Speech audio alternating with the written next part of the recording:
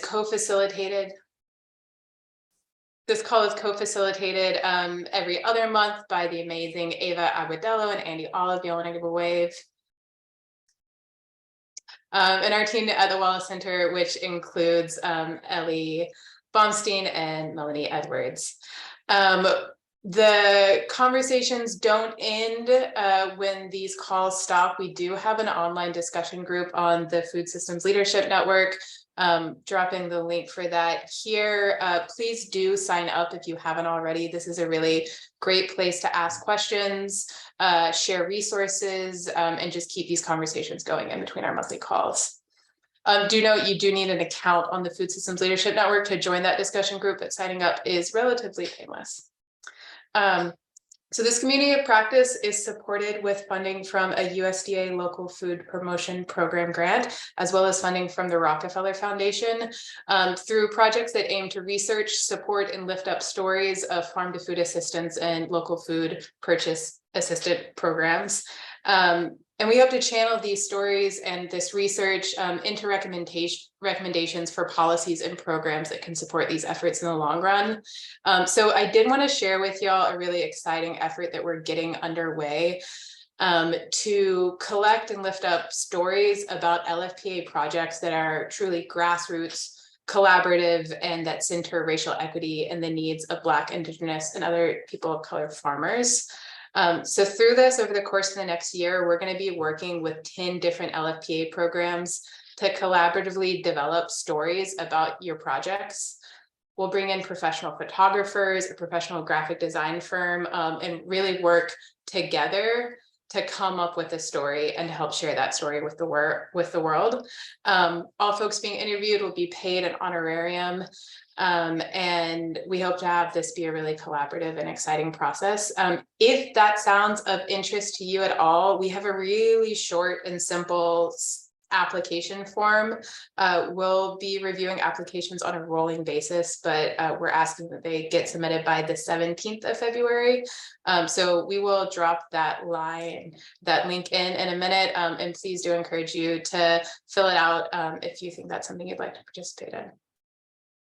Okay, so we're about to get started. Before we do, we're gonna, as always, go over our Food Systems Leadership Network community agreements. Ellie, you wanna share that screen?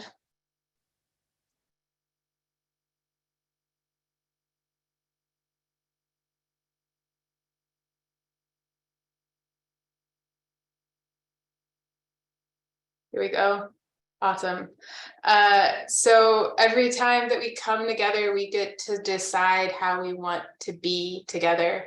And these community agreements just provide us with some frameworks and guidelines for how we hope folks will show up in this space. If you come to these community of practice calls regularly, these will be very familiar. Regardless if you're new or have been here many times, I invite you to just take a moment. I'm just going to sit here in silence with you and read these over. And I encourage you to choose one or two that you really want to embody today.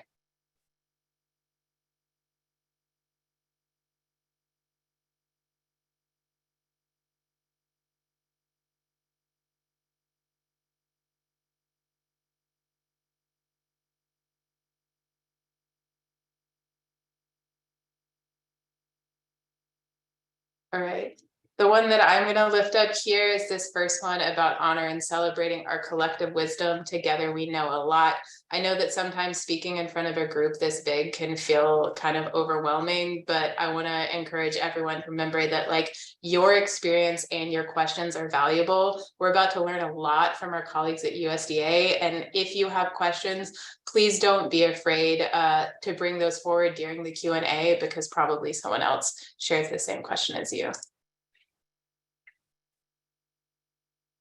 All right, so I am really happy to introduce our USDA colleagues, Elizabeth Lober and Sarah Fong.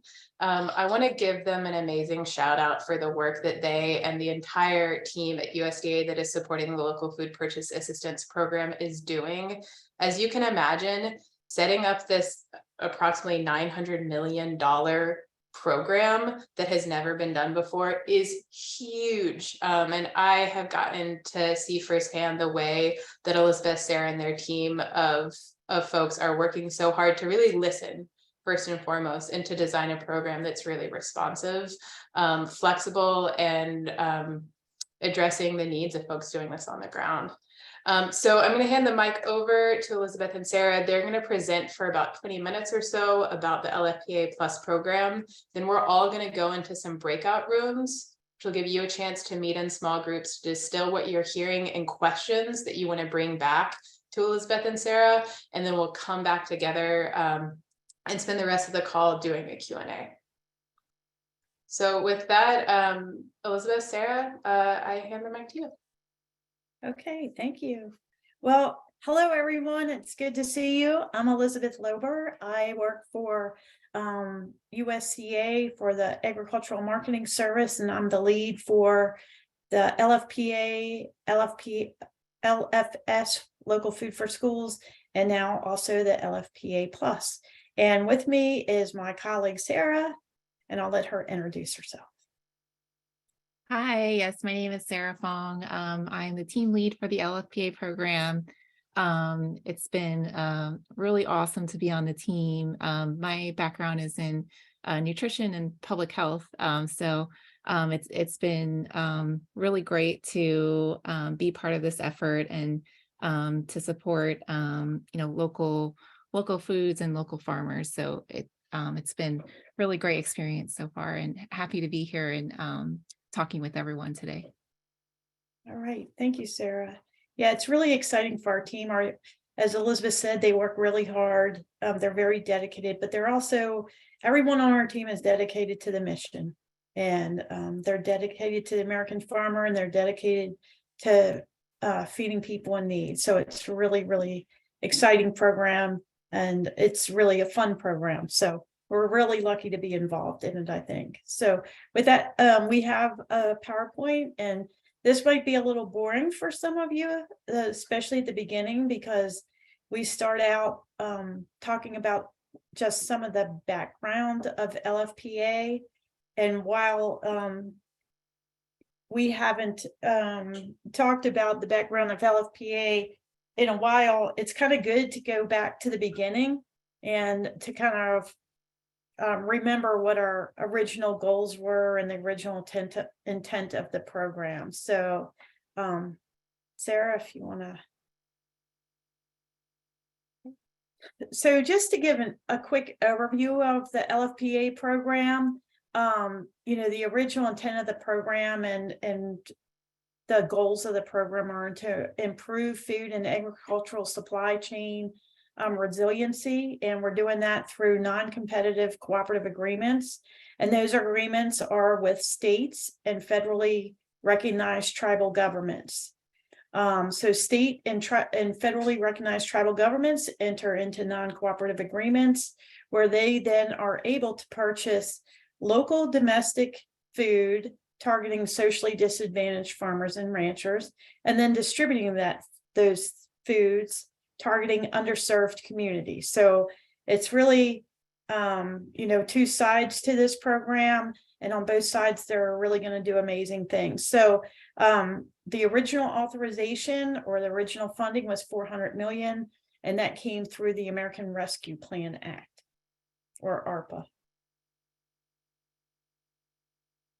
So there's three overarching goals to the program, and I guess at the top of all of it is the desire to provide an opportunity for states and tribal governments to strengthen their local and regional food systems. And this all goes into that supply chain resiliency. So, the hope is that the relationships that are formed in this program will last forever, and that this isn't just a temporary fix, but rather a long-term solution. So the second part of it is to support local and underserved farmers and ranchers and to expand economic opportunities for them. Through this program, we're able to buy regional foods or indigenous foods that we normally can't buy through our regular USDA purchases because we're buying large quantities that's going through the food bank networks. this gives the states an opportunity to buy what is important to them, what's important to their communities, and to reach those farmers and ranchers that normally don't get this opportunity to distribute food through these networks. So the third part is establishing and strengthening and broadening those partnerships. You know, the local food distribution community, local food networks, nonprofits, food hubs, all those things that are so vital to supporting local communities, and at the same time targeting underserved communities. So it's really you know, two parts to it, and it's really exciting. So let's go. So there's, like I said, two parts to it. There's the procurement part and there's the distribution part. So the procurement part, like I said, is for state and tribal governments to procure domestic. It has to be domestic foods, and it has to be local foods from farmers, ranchers, and fishermen. And I add that fishermen because in some areas, what's available locally is fish or seafood or kelp. So it's exciting to be able to purchase allow them to purchase some of those things that maybe they haven't been able to do in the past. And when we talk about local, we're talking about within the state or territory or within 400 miles. So the other thing is, you know, we're targeting underserved farmers, ranchers, and fishermen. So this has resulted, I believe, in the states reaching out and reaching communities that maybe historically they haven't been able to reach, or fishermen that or farmers that they haven't been able to reach. So that's a strong part of it. And then the distribution is, you know, like I said, targeting underserved communities, and we're seeing lots of unique and what seems like smaller distributions occurring. So it's definitely happening on the ground level. So Sarah, so we started with the LFPA program. We received 84 applications. At this point, we have awarded 77 agreements. And the total value of those agreements, or the amount that we've allocated, is $374 million.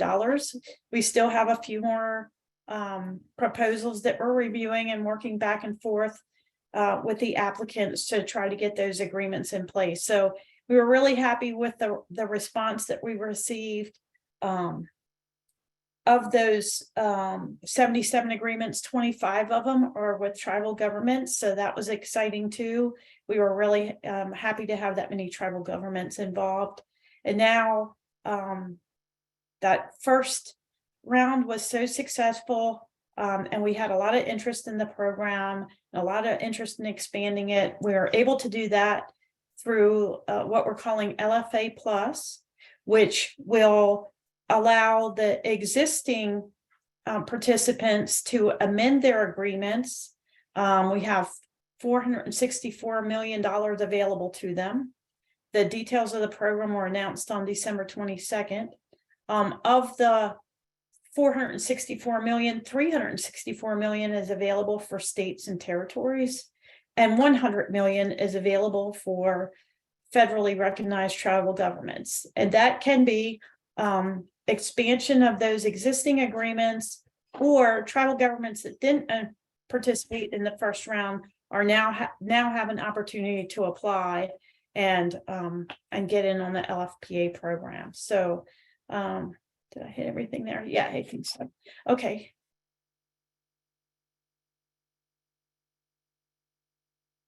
Sorry, I was just going to say, and I think also on the slide, we are saying that it allows current participants to extend their agreement by 1 year, and also allows, you know, new tribal governments that hadn't participated in the first round of funding to apply. Yeah. Thank you, Sarah, for adding that. Okay, so this pot of money is coming through the Commodity Credit Corporation rather than the American Rescue Plan Act funds. So it has different parameters for how it can be used. The allowable costs are for food purchases, and those foods need to be unprocessed or minimally processed foods, and storage and distribution directly related to the purchase of the LFPA food. Unallowable costs are administrative expenses, which would be salaries, program development, outreach, technical assistance, indirect costs, equipment purchases, construction costs, and things like that. So it's a little bit more limited, but there is some flexibilities. So let's in the application process, recipients with existing LFPA agreements can apply by submitting an amended project narrative. And in that project narrative, well, let me go where I am. States and territories who have not previously applied can apply by submitting a new application. So the one thing I did want to mention is also for those that are amending their agreements, since the CCC funds are more limited in how they can be used, we are allowing those existing participants to amend their budgets for LFPA. So if they wanted to amend it so that they had more administrative expenses that they were using in LFPA, then they could spend more of the LFPA Plus funds on the food purchases. But at the end of the day, it's a purchase program. We want to get the food out there. So the predominance of the funds need to be used for the purchase of commodities. The program was announced on December 14th. Since then, we've put a whole lot of resources together. There is an RFA document that describes the program and what's involved. We put together an LFA Plus template for those that want to amend their agreements. And that's where they would also amend their budget if they wished. There is also a project narrative for new applications, which is very similar to the project narrative we had when we started the LFPA program.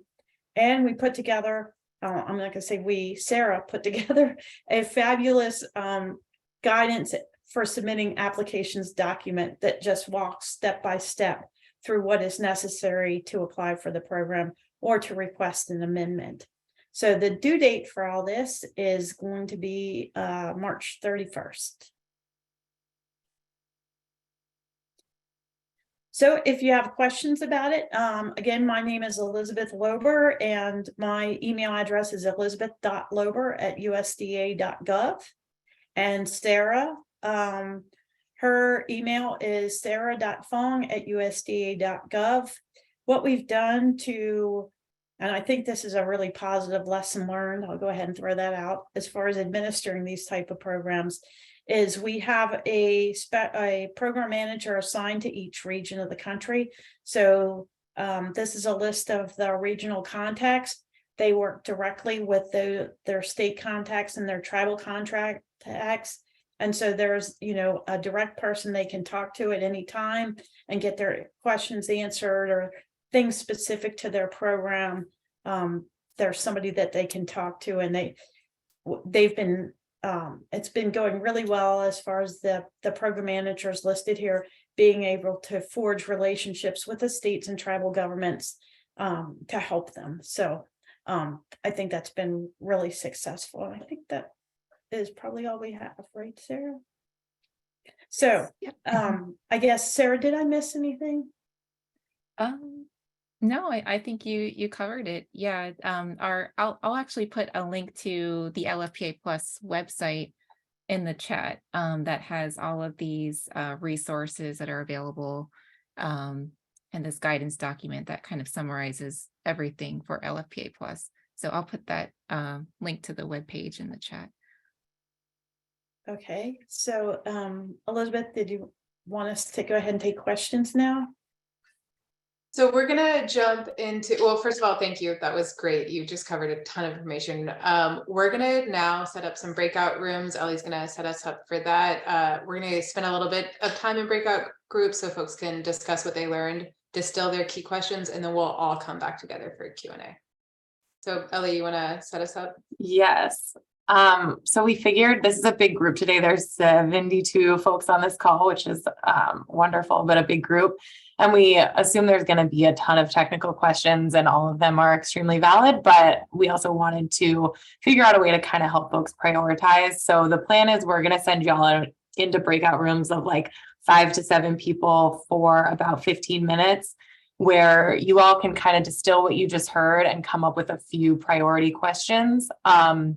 Even with that setup, there's still, I think, going to be like 10 or 11 groups. So we're going to do our best to ask you all to prioritize the questions that you as a group decide are the most important for you. But we're also going to give you a notes document so we can capture all of those questions and package them and share them with USDA and then share the responses back out with you. And also USDA can, use those for any FAQs or any other relevant question answering tools you guys are developing to make it a little more streamlined. So I'm sharing, oh, yep, the Google Doc just went out from Melanie, thanks. And as I said, we'll send you out into breakout rooms. In that breakout room, they're going to be self-facilitated, so you all can just sort of help each other work through them, but it also might make sense to assign a note taker to just capture what's going on in the conversation, so that both we can see your priority questions to field when we come back together, and also so that we can capture other questions that we don't have time to get to in the big group. So does that make sense? Hopefully not too complicated. Wonderful. All right, so it is 3:26 on the East Coast. So we'll have about 15 minutes in those breakout rooms, come back at, let's say, 43, and then we'll have a good hearty chunk of time after those breakout rooms to get to those questions. So let me make sure everybody's in a breakout room. Excellent. All right, so we'll send you guys out and you should see that Google Doc, and also in the breakout room, there'll be a number and there's a numbered spot for note taking. So you can just take notes in the associated notes little chart. Okay, I'm going to open these rooms.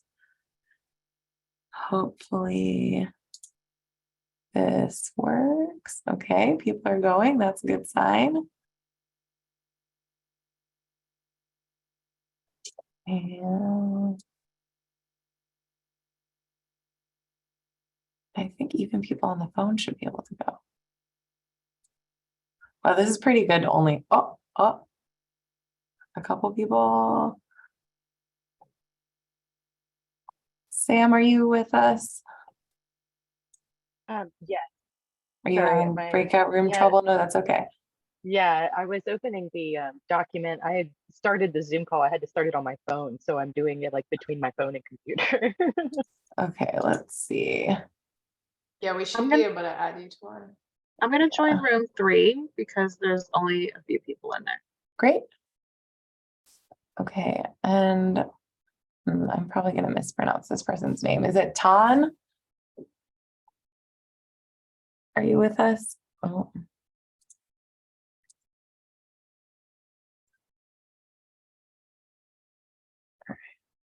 Actually, I'm going to go to room 5 because it looks like a few people dropped. I can also just move people from room 5 into another smaller room because now, hi, Eileen. I can't hear you.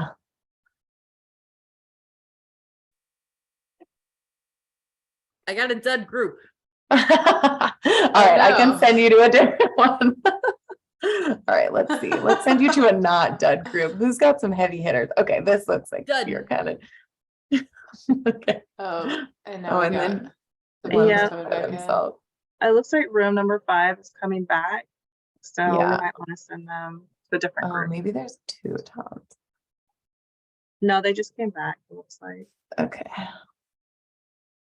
Oh, and now Ainsley's back too. Hey y'all. I like got my wife kicked me off of it when we joined the breakout rooms. I will shoot you into another room. Are you having a similar issue? Okay. That one has a smaller number of people. Okay. Let's see where. Yeah, 8 looks a little low. Oh, okay. I think we're good. I think we should have 5 or 6 people in every room. For a minute, I guarantee. All right. Hello, folks. Based on watching the notes docs, it looked like there was a lot of really rich conversation. So I hope that was helpful. And appreciate you all going with the flow in trying to get all of these important questions organized and prioritized. So we've been pulling out ones that seem to be coming up in a lot of different groups, and we're going to do our best to get through as many as possible. And our friends at USDA during the breakout room said they do their best to respond to other questions that we're not able to talk to today. So thanks everybody for working with us here. So I think the first one that came up in a lot of different rooms was about clarification around how LFPA round 1 funds can be adjusted to account for the challenge or the, I guess, limitations on the new pot of funding. Could you just talk a little bit about what's flexible and what's not in the old pot and the new pot? Sure. So, like I said, the Commodity Credit Corporation money can only be used for purchases of food and to cover the direct cost of storage and distribution that are part of those expenses. So what we've allowed is the ARPA funds have the flexibility to be used for technical assistance, to be used for indirect costs, to be used for administrative costs such as salaries, transportation, those things. So what we've allowed is that applicants for LFPA Plus can amend their budgets that they had for LFPA to perhaps include more administrative expenses and then shift and use the CCC funds all have to be used for purchases. So they are able to shift those expenses using the American Rescue Plan Act to increase perhaps their other expenses such as salaries, administrative expenses, and those things. So when they apply for the amendment, there's 3 budgets that we have a template, a narrative template for them to complete, and it includes 3 budget tables. And the first one is what their existing budget is, and then what they want to ask for the Commodity Credit Corporation money, and how they want. The third one is how do they want to change what they had in their ARPA funds. So let's say they had $50,000 for salaries, and if they want to increase that to $100,000 using the ARPA funds, they can do that in that table that compares their current ARPA budget to what they would like their ARPA budget to be. And then there's a table then there's the Commodity Credit Corporation table of how they plan to spend those funds. And they only have one line item in that, and that's purchases. And then the third table is the combined. So, that if they have any problem trying to figure out how to complete the documents, we are glad to help with that. I think what's important to know is that, the predominance of funds need to be spent on the purchase of food. So that would be at least 51%. And that will be applied to the total dollars. So if for the first round, let's say they got $1 million, or let's say they got $1 million, and for the second round they're going to get 1,800, so, or 800,000. So now they have $1.8 million. So at least 900,000 plus needs to be spent on food. I hope that answered that question. Yeah, And also I'll put in the chat that guidance document that we were talking about before, because it has an example in the document that shows how you can adjust your personnel budget, your administrative budget, if you are adding additional funds under LFPA Plus. So I'll put a link to that direct guidance document that has an example of how you can make those changes. And so given that limitation, it's seeming like if you are in one of those communities that doesn't have a grant from LFPA, the original LFPA funding, then that ARPA limitation is just going to apply to the whole pot of money and you'll have to find administrative funding elsewhere. Are there any recommendations about how folks can manage that? Yeah, we, the Commodity Credit Corporation funds are very strictly, need to be very strictly applied to just for the purchase of food and those associated distribution and storage costs. So, we have no flexibility to change the way those Commodity Credit Corporation funds can be used. I think that in some cases, people are using the program to expand or some existing programs, and that might be a way to help leverage existing programs to help with administrative costs. Yeah, it seems like y'all's hands are tied in that department. Okay. There were some questions about a definition for minimally processed foods. Y'all mentioned that as an allowable expense. Could you get a little more into detail on what that means? Yeah. Sarah, do you want to answer that? Sure. Yeah. So, and this is also covered in our FAQs. So I'm going to put this link in the chat as well. There's a question number 3, what foods are considered unprocessed or minimally processed? So foods that would meet this definition would be fruits and vegetables, including 100% juices, grain products such as pasta and rice, meats. It can be in a variety of forms such as whole, pieces, or ground. Meat alternates such as beans or legumes, fluid milk, and other dairy products such as cheese and yogurt, and foods in a wide variety of minimal processing states, so whole, cut, pureed, in a wide variety of forms such as fresh, frozen, canned, and dried are allowable. And so we also have examples of what would not be considered to be unprocessed or minimally processed. And so things that are already prepared, such as baked goods like breads, muffins, or crackers, that wouldn't fall into the definition of unprocessed or minimally processed for this program. Prepackaged sandwiches or meals, and then other items that are like pre-cooked or prepared that are already cooked and ready to eat. So like chicken nuggets, fish sticks, pre-made pizzas. So those are examples of, what would not be considered unprocessed or minimally processed. So I'll put the link to those FAQs in the chat. Looks like there's some. I just had a question about sauerkraut come through, and yes, that sauerkraut is considered minimally processed. Amazing. I love sauerkraut. Okay. This might be a little bit of a crystal ball type question, but I think the deadline for this is the end of March. Do you have any idea about the turnaround time for the second round of funding?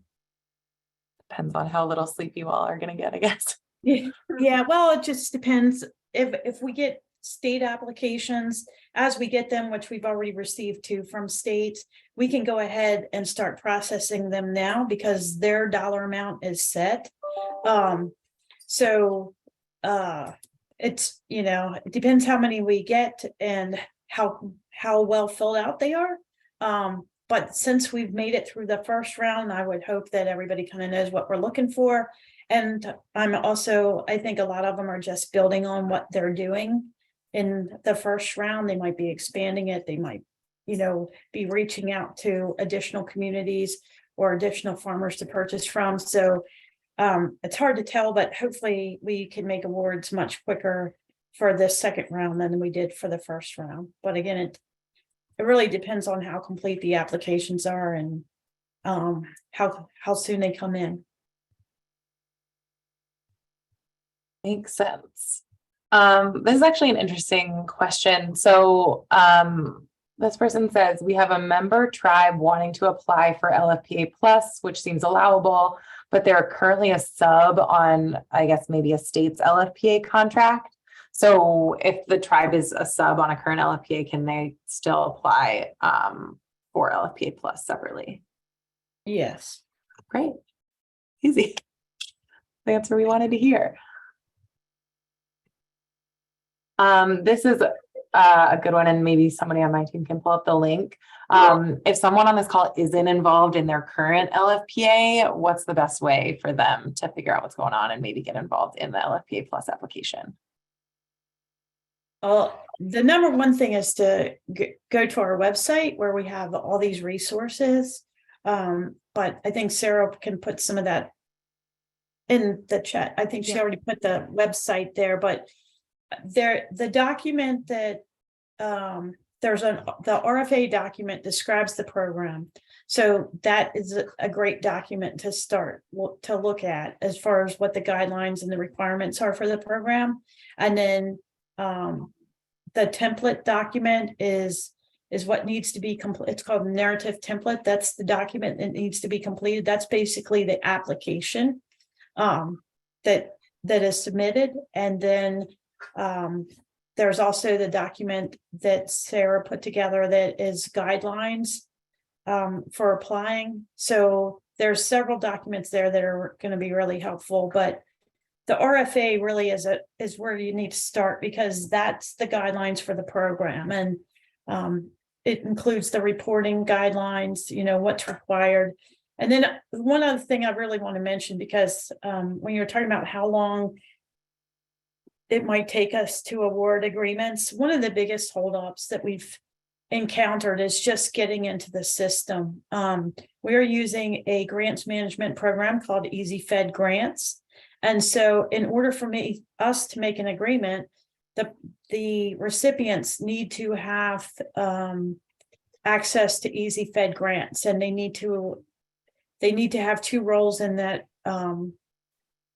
software so that they can sign the agreement, because everything is going to happen through Easy Fed Grants. So I think that is a really, really important thing to do as quick as you can if you are going to submit an application.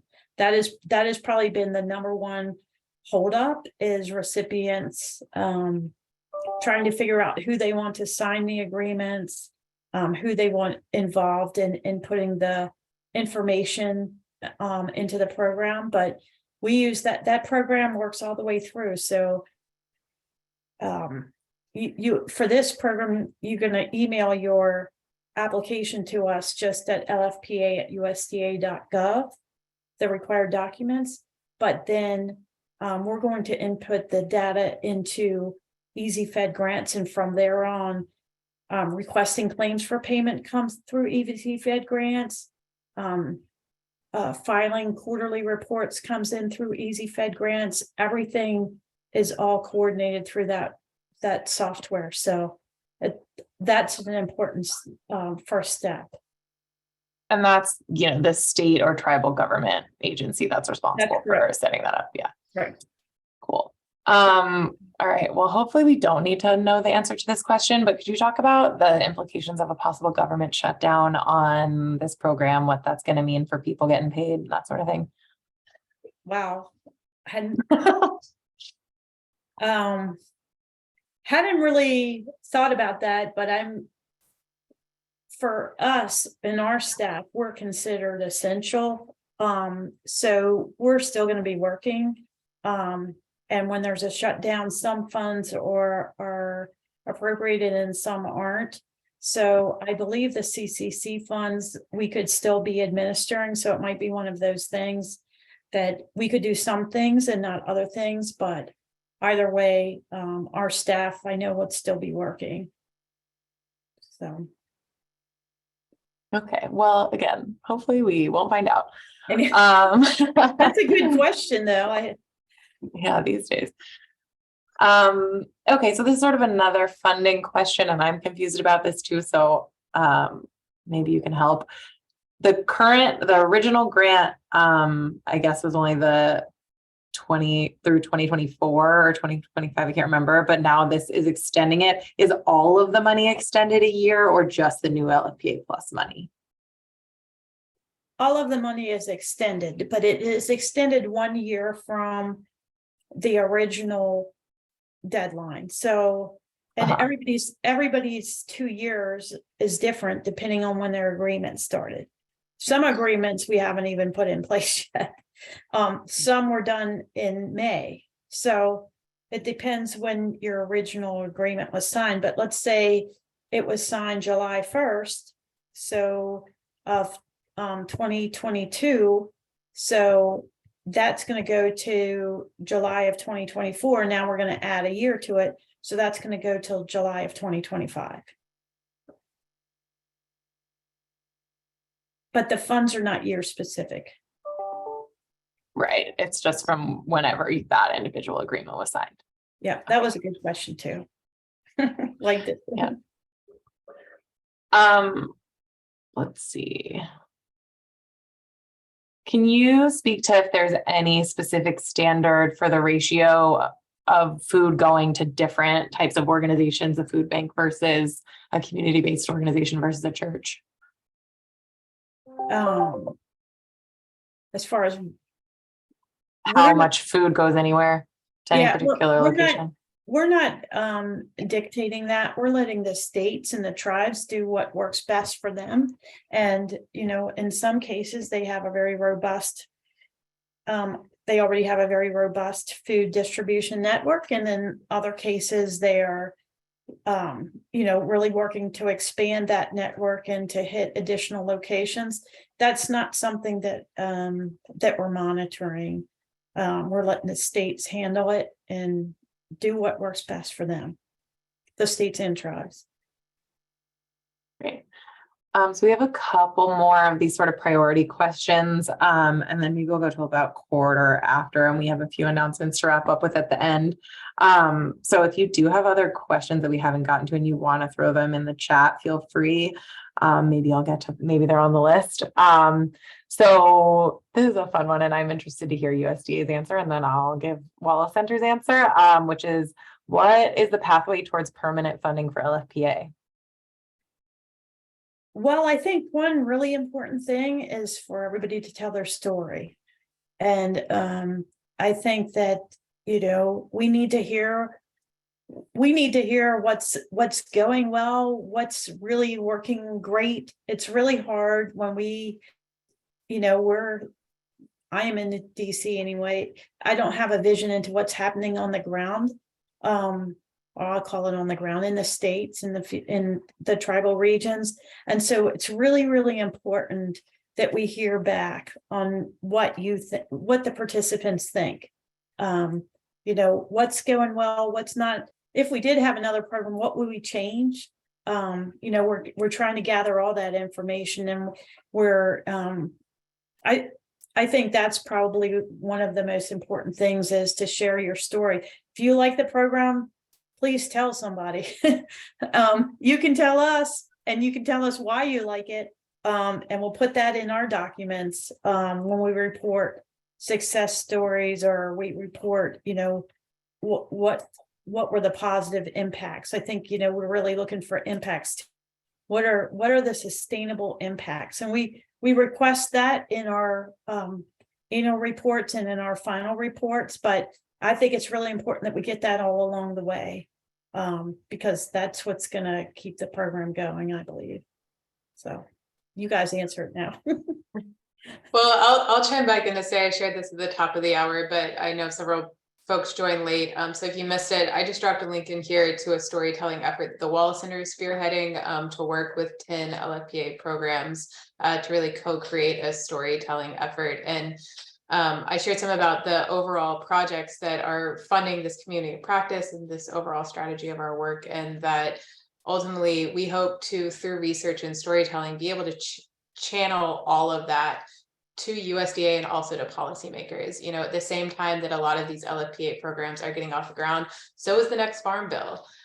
So it's really important that through this community of practice, through your own storytelling efforts, and also there'll be additional opportunities through a national survey that we're going to be conducting with Duke University later in the year, to really give your input and, you know, let it be known your challenges, your vision, and what you'd like to see be different.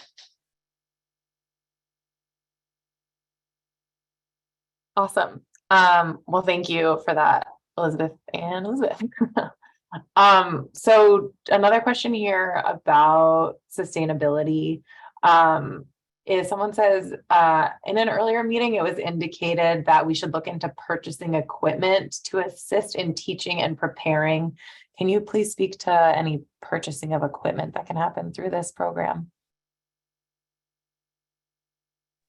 Yeah, this program is focused on the food purchasing and not purchasing equipment. And, you know, we've had questions about that, but there are other USDA programs that focus on those things, food storage, that sort of thing. But I guess, you know, that is not the focus of this program. And so those are unallowable cost, except for in the case of supplies. But I know that the Food Nutrition Service had some programs, and I can't think of their names right off the bat, that were more focused on purchasing food storage equipment, freezers, and that sort of thing. Awesome. I think this is a great question from Carrie in the chat. So Carrie asks, are there any differences between operational costs and administrative costs? For example, if a food hub were to charge a brokerage fee, which we typically consider as part of our total purchase order cost of food, would that work? Sarah, you want to take a stab at that? Yeah. So if there are, you know, costs that are part of the purchase of the food, you know, that would be allowable. So, you know, any costs that are already wrapped up within the purchase of the food would be allowed, because you're only paying for the price of the food. So if that's already included, you know, that would be allowed.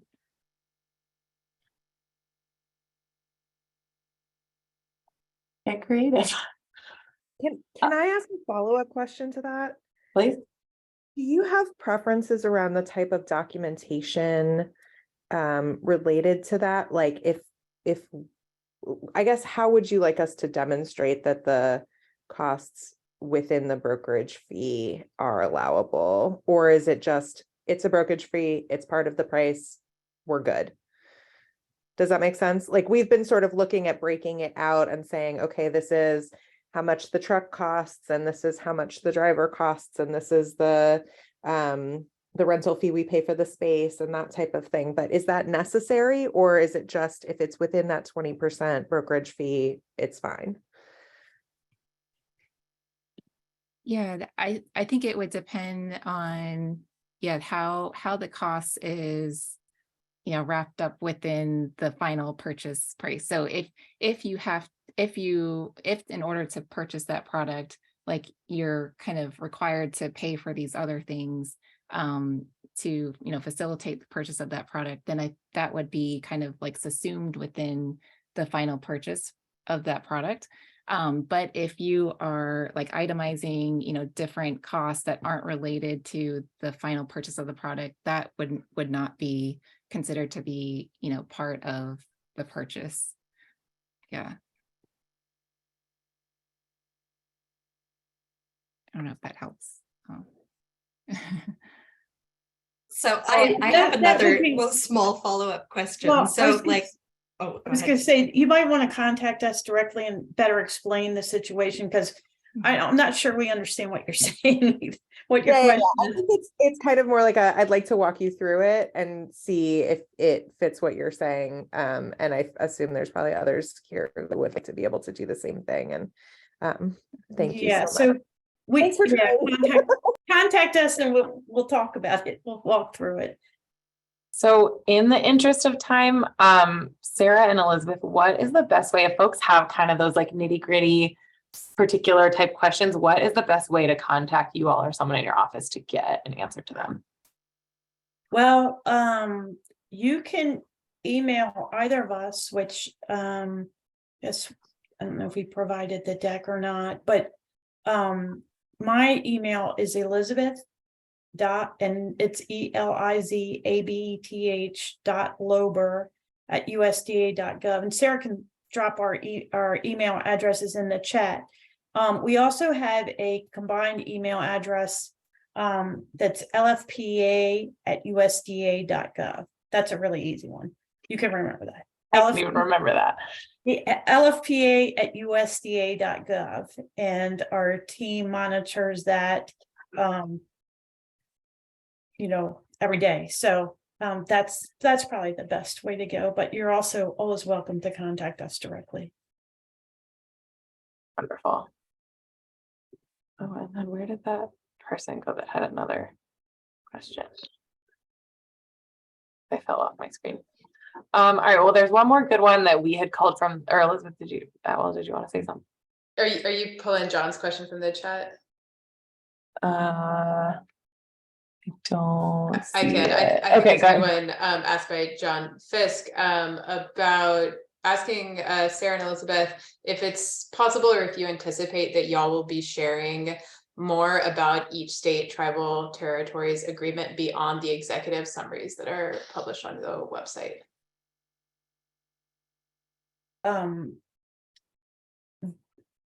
Like additional information as the states and as the awards are made, we're posted and they are announced. We are posting them. So once it's public, we are posting them. But also, we're required also to post information on agreements in USAspending.gov. So you can also find information about the various state or tribal programs at USAspending.gov. I'll drop that link here in the chat. Thanks. And there's one more question here. This is from Meredith. And Meredith, I might ask you to come off chat and give a little bit more context for what you wrote here. I'm not sure if I'm interpreting it right, but there. Sure. Yeah, Meredith, you want to just ask this in your own words? Sure. Just as a general comment, also wanting to ask Elizabeth directly. We've had issues, with the procurement question with our state agency. So I'm just wondering, is there something in the works, or are you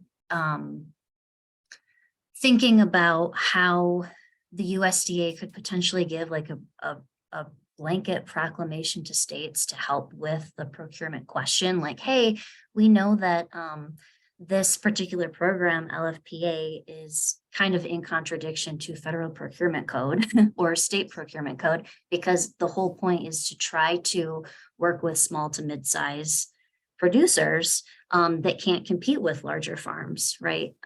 Just have you come across that? Is there anything in the works to try to kind of address that going forward? Well, as a cooperative USDA cooperative agreement, we're bound by those requirements, and the states are too. So I think some states are trying to use as many flexibilities as they have to try to reach those populations. Some might be using hub zones and things like that, and getting creative with their procurements. But we don't have the authority to go outside of those federal and state requirements.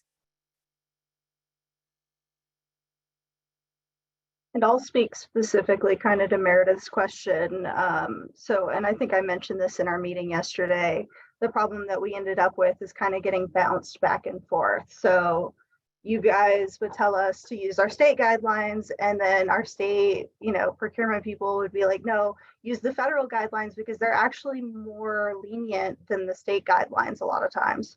And so it kind of was just this bouncing back and forth. And we don't have anyone in the agency who specializes in procurements. So we were having to rely on NMSU's people, and there's 2 of them. And so they basically couldn't help us. They don't have the resources. So it's been difficult. And we asked for kind of an authorization for non-competitive procurement for purchases up to a certain amount. And we're kind of told that that's not really something that can be done with USDA. So that was, I think, something we were kind of hoping for to help simplify this process a little bit. Yeah, and I think, Alyssa, if you want to send us an email and give us more details, maybe we can try to help you. I mean, we just need a little more detail and see if we can find a way to try to help you with your state. Yeah, I think it's obviously one thing that we've learned from our position, trying to understand what's going on with these programs, is that there's a million particular challenges that happen because every state has different rules. Every tribal government has different rules. USDA is trying to abide by their own rules. So if there are those particular challenges, Elizabeth, you've been really good about responding to our emails. So yeah, I encourage everyone to reach out with those particular sticky ones. We are rounding out our time for today. I did want to just extend thanks again to Sarah and Elizabeth for being amazing champions of this program, taking time today to field questions from this group, and let y'all know that we are going to, as I said, gather up the questions that we didn't get to today, share them with USDA, and do our best to get information back out to you all based on what we're able to learn. And we'll keep sharing that FAQ document as well with this group. Before we close out, I wanted to hand the mic over to Andy to just give a little quick preview on the March call, which is the 9th, March 9th at 3 Eastern, 12 Pacific. And it's the same registration link as this one, so you should already have the invite if you made it here today. So Andy, do you want to whet people's appetites, or Ava, sorry? I think I'm going to take it because Andy has some noise issues going on. Oh no. City living. Yeah, for sure. So our call coming up in March is designed to address some of the stuff that's been bubbling up in our previous calls around working with food banks, and food banks working with other organizations and agencies that are working to get more local food into the emergency food system. So we are excited to be co-facilitating that with Drew from Feeding America, and we'll be inviting some folks from food banks to participate, and we'll be doing some opportunities to share in affinity groups, and then also share out general sort of thoughts, experiences and reflections, and ways that we can move forward. So we're really looking forward to that, and think it's going to be a really rich discussion, and hope that you all can join us for that. Wonderful. Thanks, Ava. I'm looking forward to that one for sure. And we'll send out a reminder and a little more information about that call probably in early March. So again, thank you so much to our friends at USDA. If you have a story that you'd like to share about your LFPA, we'd love to hear it. You can reach out to us directly or fill out that form for the spotlight so we can help you tell your story, help extend this funding, help continue to support you all. And thanks for joining us, and we will see you all in March. Bye, y'all. Thanks, Sarah. Thanks, Elizabeth. See y'all next month. Thank you all.